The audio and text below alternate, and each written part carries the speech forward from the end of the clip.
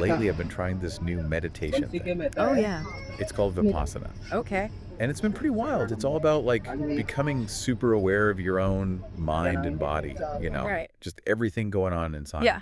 which is perfect because today we're taking a deep dive into Vipassana.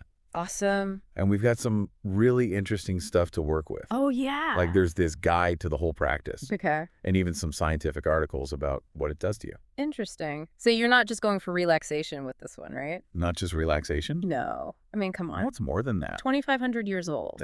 Exactly. This guide talks about some pretty big benefits, Yeah. like reducing stress, getting your emotions in check, Wow. even like spiritual growth and all that. Like I said, it's an ancient practice. Right. Deep roots in Buddhism. So how does it actually work? Yeah. Is there like a scientific explanation for all this? Well, researchers have found that mindfulness practices like this Vipassana can actually lower cortisol levels. Cortisol. That's our stress hormone, you know? Oh, right. So by reducing it, we're basically training our bodies to chill out a bit. Makes sense. So less stress. Exactly. Less stress. And that can lead to all sorts of good stuff. Like what? Well, it can affect our emotions, make us more stable, more resilient. Interesting. But what about this whole spiritual growth thing? How does that fit in? Vipassana is all about cultivating this deep awareness of your inner world. Okay. You know, you just observe your thoughts, feelings, sensations. Uh-huh. You start to see them for what they really are, just temporary things. I guess so. And that can be incredibly freeing. Freeing how? Well, it helps us detach from those unhelpful patterns that keep us stuck. Oh, I get it. And then this sense of peace and calmness starts to emerge. Okay, I'm starting to see how powerful this could be. So how do you actually do Vipassana? Oh. I know the guide mentions meditation centers, Yeah. but it also seems like you can do it at home. You got it. It's incredibly accessible. Great. The guide lays out a really simple approach for practicing at home. I like simple. First, you find a quiet spot where you can sit or lie down comfortably. Right. Then you just focus on your breath, feeling your stomach rise and fall with each breath. Okay. And from there, you can do a body scan. Oh, wow. A body scan. What's that?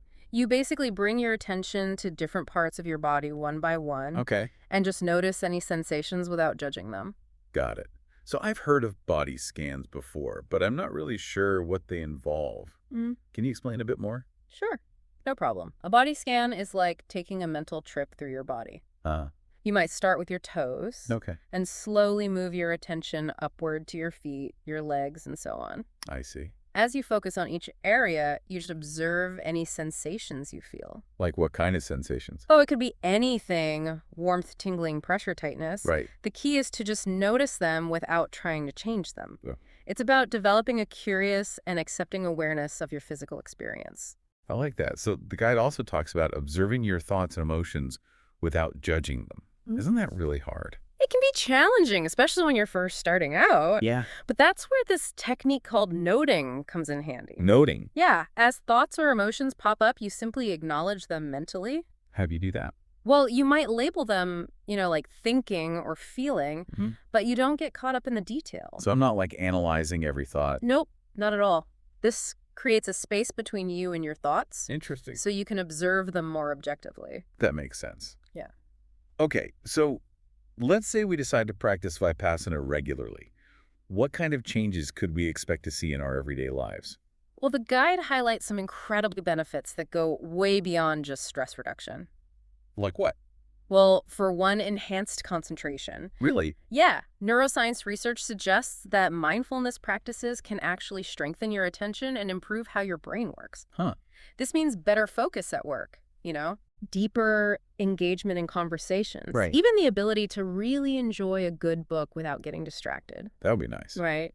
What about emotional resilience? Does Vipassana help with that too? Absolutely. By learning to observe our emotions without judgment, we become more skilled at handling life's ups and downs. Without freaking out? Exactly. It's not about becoming emotionless. Okay. It's about responding to tough situations with a clear and calm mind. So we don't just react emotionally. Right. You gain that sense of composure. That sounds so helpful, Yeah. especially with how hectic things are these days. I know, right? I noticed the guy even mentioned better sleep as a benefit. How does that work? Lots of people find that regular Vipassana practice helps quiet their minds before bed, Okay, which leads to more restful sleep. makes sense.